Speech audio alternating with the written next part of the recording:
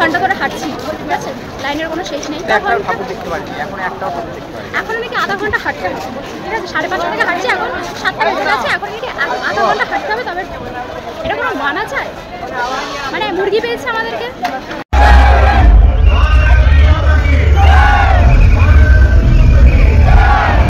Video starting দেখে তো বুঝেই গেছো কালকে কলকাতায় আমি কোথায় ঠাকুর দেখতে গেছিলাম। আর এইদিকে শুভেন্দু আমাকে কিনে দিল প্ল্যাটিনামের একটা চেন। আরে তোমরা ভাবছো আমি দৌড়াচ্ছি কেন? আমি ঠাকুর দেখতে গেছিলাম না, ম্যারাথন দৌড় গেছিলাম। তোমরা ধরতে পারবে না, সারা ভিডিওতে শুধু দেখবে দৌড়াচ্ছি দৌড়াচ্ছি দৌড়াচ্ছি।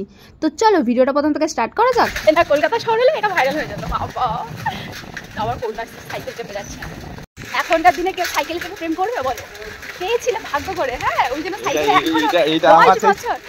যখন কারো সাইকেল ছিল না তখনকার আমলের প্রেম, ওই জন্যই বলছি সব কথা। যখন আমার সাইকেল ছিল না তখনকার দিনের প্রেম।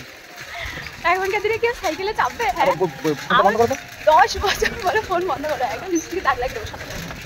10 বছর ধরে সাইকেলে চাপবে।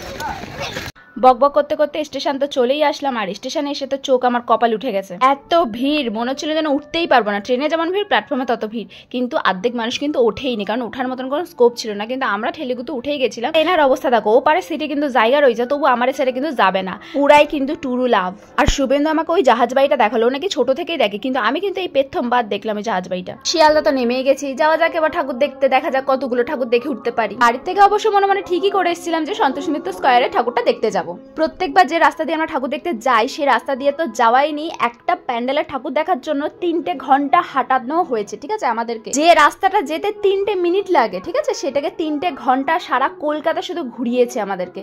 কতগুলো যে ট্রাফিক সিগন্যাল পড়ছে একটুখানি যাওয়ার জন্য, সে তোমরা ভিডিওতেই দেখতে পাচ্ছ। আর এখানে আমি কেন দৌড়াচ্ছি? কারণ ট্রাফিকে আমি যখন দাঁড়িয়েছিলাম তখন সামনেই ছিলাম, আর এখন হচ্ছে সামনে পুরো ফাঁকা, তাই দৌড়াচ্ছি। দেখেছো, বারবার কিন্তু ট্রাফিক সিগন্যাল আসছে।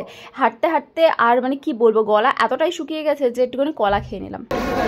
জয় হনুমান। সারা কলকাতা আজকে আমি হেঁটে কভার করে ফেলছি। কেমন লাগলো কলকাতা হেঁটে?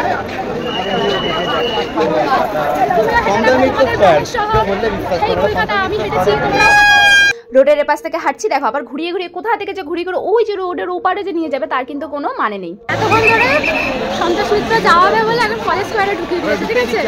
পুলিশকে জিজ্ঞাসা করলাম, বললো এটা থেকে ডান হাতের রাস্তা কি যাতে মানুষ এই প্যান্ডেলটা না দেখতে আসে, তার জন্য মানুষকে এত পরিমাণ হ্যারাসমেন্ট করছে, মানে ভাবার মতন না, ঠিক আছে। আগের বারও একটা প্রবলেমে পড়েছিলাম, যেখান থেকে এক্সিট ছিল সেখান থেকে এন্ট্রি ছিল। এতগুলো মানুষ যে রাস্তা দিয়ে যাবে সেই রাস্তা থেকে কি করে ফিরবে, তাই না? এইভাবে প্রত্যেক বছর কিন্তু এরকম ভাবে প্রবলেম ক্রিয়েট করছে এরা। এত ঘোরানোর ফলে শুভেন্দু বলছিল চলো বাড়ি চলে যায় বা বেরিয়ে যায় এখান থেকে, কিন্তু দেখবে মাথায় না একটা মানে কি বলবো জেদ চেপে যায় যে না আমি দেখবো মানে দেখবই। যাক, অবশেষে কিন্তু আমরা গন্তব্য পৌঁছেই গেছি। কি যে শান্তি, তার মধ্যে আবার বৃষ্টি পড়ছে। আর এখানে মায়ের মুখটা এত সুন্দর, মানে চোখ ফেরানোর মতন না। এখানে একটা প্যান্ডেল ছিল তার পাশে, খুবই সুন্দর। বৃষ্টিকেও মানুষ হার মানিয়ে দেবে ভাই, পুলিশকে যেমন হার মানিয়ে দিয়েছে বৃষ্টিকেও হার মানিয়ে দেবে। বৃষ্টি হচ্ছে কিন্তু একটা লোক কিন্তু পিছানোর মতন নয় কিন্তু।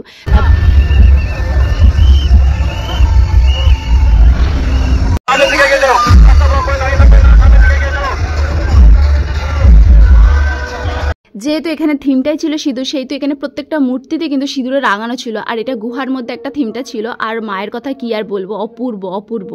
তখন ঠাকুর দেখার জন্য যুদ্ধ করেছে, এবার বেরোনোর জন্য যুদ্ধ করতে হবে। এই দেখো, রাস্তায় যেতে যেতে শুভেন্দু আমাকে কিনে দিল একটা হার।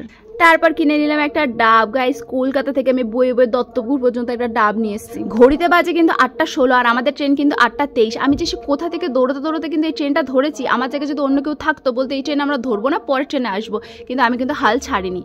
সেই হাঁটতে হাঁটতে একদম ট্রেনের সামনে পর্যন্ত গেছি, যদি একটু ফাঁকা হয় তো, কারণ সবাই লাস্টের দিকে উঠে পড়ে। আর এদিকে শুভেন্দুকে বললাম যে তুমি আমার জন্য একটু জল কিনে নিয়ে আসো। আর এদিকে দত্তপুকুর নেমে গেছি, ও চলে গেল ঠাকুরের জন্য মিষ্টি কিনতে, আমি চলে আসলাম বাবার দোকানে। ভিডিওটা এই পর্যন্ত, টাটা।